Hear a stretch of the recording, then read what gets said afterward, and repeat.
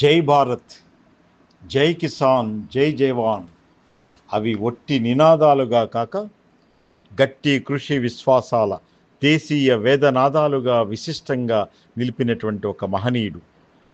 ఆయన జయంతి ఈరోజు. మరెవరో కాదు, భారతరత్న, దేశ ప్రధానిగా విశిష్టంగా సేవలందించినటువంటి నిష్కళంక నిస్వార్థ నిరుపమాన ప్రతీక అయినటువంటి లాల్ బహదూర్ శాస్త్రిజీ జయంతి. లాల్ బహదూర్ శాస్త్రి 120వ జయంతి వేడుక వేదికలైనటువంటి ఎన్నున్నాయి అని ఒక్కసారి ఆలోచించుకుంటే తెలుస్తుంది. మహాత్ములు మహనీయులే. అహింస, సత్యాగ్రహం, స్వాతంత్ర సమర పోరాటం, క్విట్ ఇండియా, వందే మాతరం, ఇవన్నిటిలో కూడా నిజమైనటువంటి జాతీయత భావంతో స్వాతంత్ర సమర యోధులుగా నిలిచిన ఎందరో ఉన్నారు.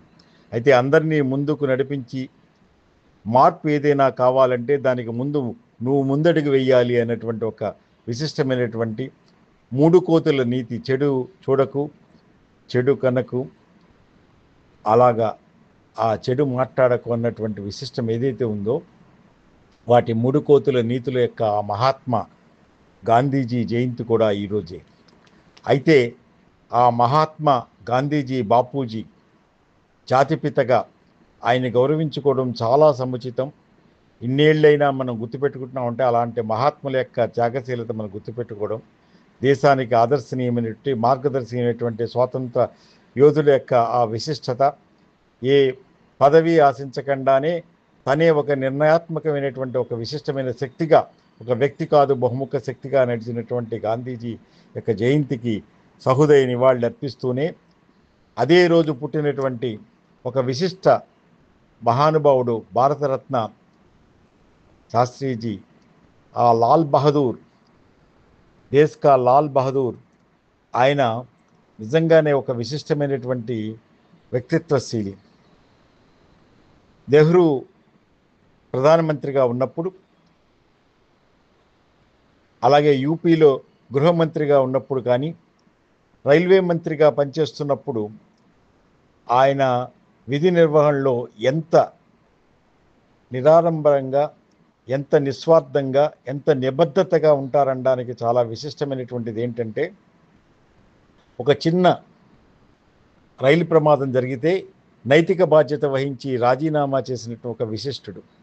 అంతేకాదు, ఆయన గృహమంత్రిగా పనిచేసి కూడా తనకంటూ ఒక గృహం లేని ఒక విశిష్ట, అంత దేశానికి ప్రధానమంత్రిగా చేసినటువంటి వాడు అర్ధాంతంగా పోతే, ఆయన చివరికి ఏదైతే ఒక చిన్న కారు కొడుకు బలవంతం మీద తనకి ఇష్టం లేకపోయినా, ఎందుకంటే అన్నిటికీ సిటీ బస్సుల్లో వెళ్ళేవాడు, టాంగాల మీద వెళ్ళేవాడు, అలాంటి వ్యక్తి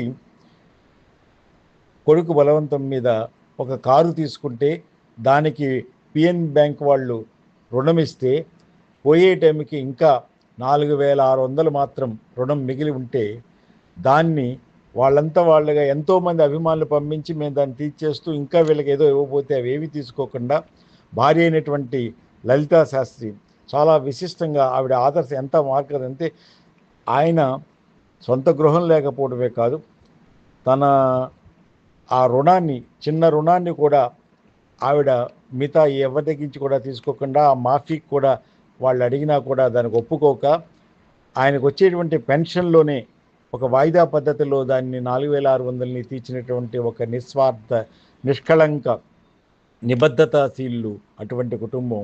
ఆయనకి ప్రధాని చేసిన వాడికి ఒక గృహం కూడా లేదంటేనే తెలుస్తుంది నిబద్ధతకు, నిజాయితీకి నిలువెత్తు అద్దమని చెప్పడానికి.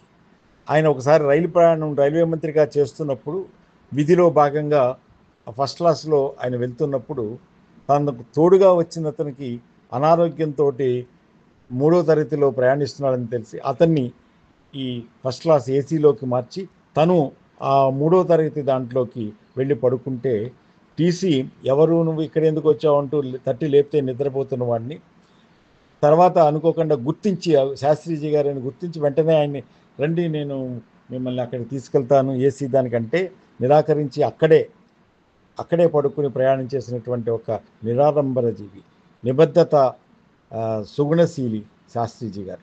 అటువంటి విశిష్ట వ్యక్తిత్వం ఉన్న ఆయన ఎంతో విశిష్టంగా ఇటు జై జవాన్ జై కిసాన్, ఆ జై జవాన్ జై కిసాన్లో సుసంపన్నంగా ఈ వ్యవసాయ దేశమైన మన దాంట్లో రైతు యొక్క సంక్షేమాన్ని కోరుతూ అంత ఆహార సంక్షోభం ఉంది ఆయన ఉన్న టైంలో.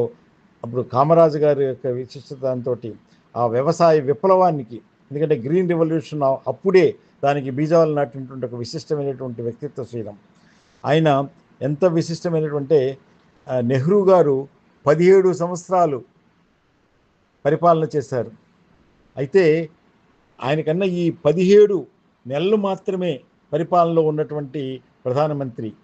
కానీ ఎంత గొప్పగా ఒక దేశం కోసం, ఆ దేశీయత, జాతీయత, విశిష్ట కృషి కోసం జై భారత్ జై కిసాన్, ఒక దేశ పరిరక్షణలో జవాన్ ఎంత ముఖ్యమో, ఇటు వ్యవసాయ అన్నం పెట్టేటువంటి రైతు ఎంతో ముఖ్యమో, ఈ రెండిటిని ఇప్పటికీ కూడా మనం నిలుపుకుంటూ దాన్ని పరిరక్షించవలసిన అవసరం ఎంతైనా ఉందని చెప్పినటువంటి దానికి అది అంకితమైతే చాలు. ఈరోజు శాస్త్రీజీని వేరే వేడుకల్లోకి ఆయన జయంతిని జరగకపోయినా ఈ జై జవాన్ జై కిసాన్లో ఆయన ఎప్పటికీ నిలిచే ఉంటారు. జై భారత్ విశిష్టమైనటువంటి ఒక అంకిత భావం దేశం కోసం, అది కూడా ఎప్పటికీ నిలిచే ఉంటుంది.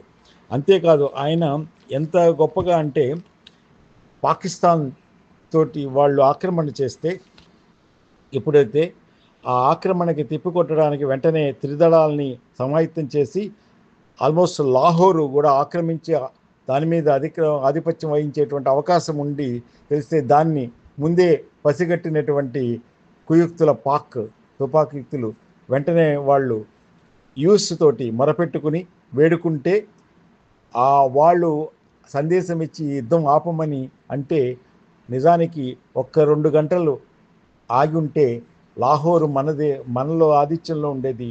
అలాగే జమ్మూ కాశ్మీర్లో ఈ అశాంతిలు కూడా ఉండేవి కాదు. అటువంటి మహత్తరమైనటువంటిది యుఎస్ యొక్క ఆ దురాక్రమణ, దుస్థీలత, మన దేశం దానికి ఇంకా కొమ్ముకొస్తున్న వాళ్ళు మనకి అంతర్గత శత్రువులుగా ఉండడం చాలా విచారకరం.